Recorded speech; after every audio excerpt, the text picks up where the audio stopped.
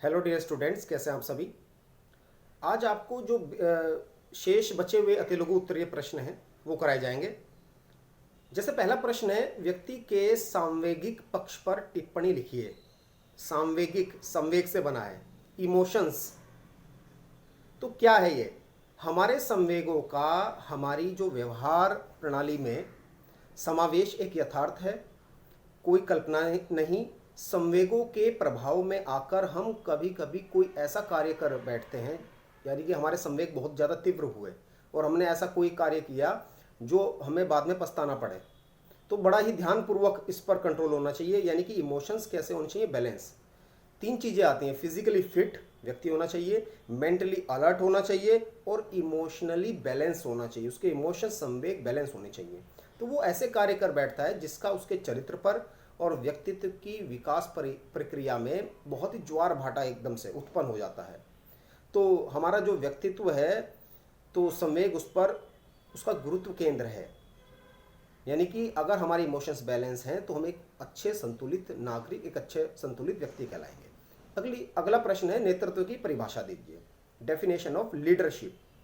भाई मांटगुमरी एक विद्वान हुए हैं, उन्होंने क्या कहा है कि नायकत्व या नेतृत्व एक ऐसा सुबोध किंतु भ्रामक गुण अर्थात क्षमता है जिसके बल पर कोई भी व्यक्ति किसी भी स्त्री अथवा पुरुष को प्रेरित करके उन्हें किसी विशेष प्रयोजन की प्राप्ति में लगा सकता है। यानी कि अगर वो नेतृत्व उसका अच्छा है तो वो कोई भी कार्य किसी से करा सकता है।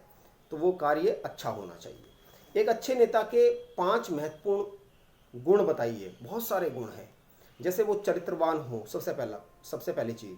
कर्मठ हो, वो अपने कार्य को करता हो। सत्यनिष्ठ हो, सत्य बोलता हो। आत्मविश्वासी हो, साहस और निर्भीकता उसके अंदर हो। अगला प्रश्न है, निष्पक्षता अर्थात न्यायप्रियता क्या होती है।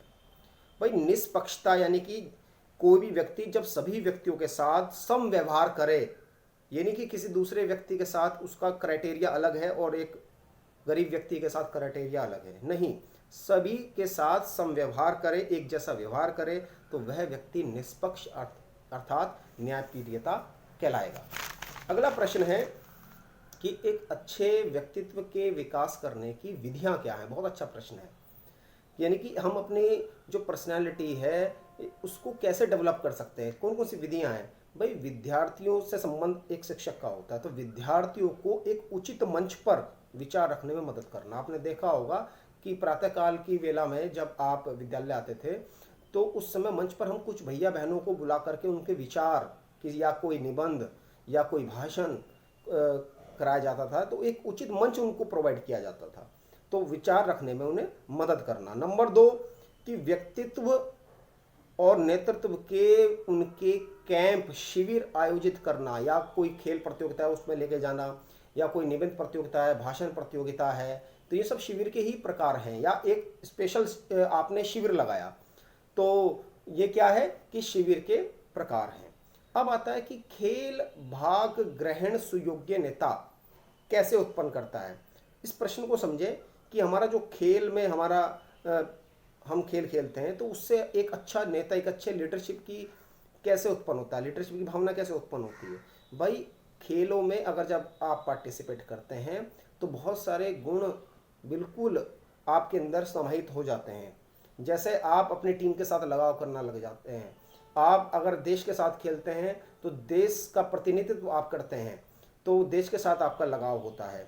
तो वो क्योंकि खेल जो है वो व्यक्ति को वस्तुनिष्ठता से प्रतिबिंबित करता है और उसे बहुत सारे गुण, उसके अंदर हार जीत की भावना।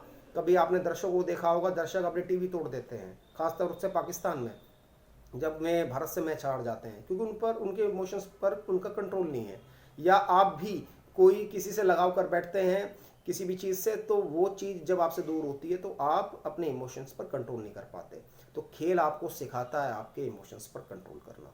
तो ये मैंने कुछ प्रश्न समझाएं।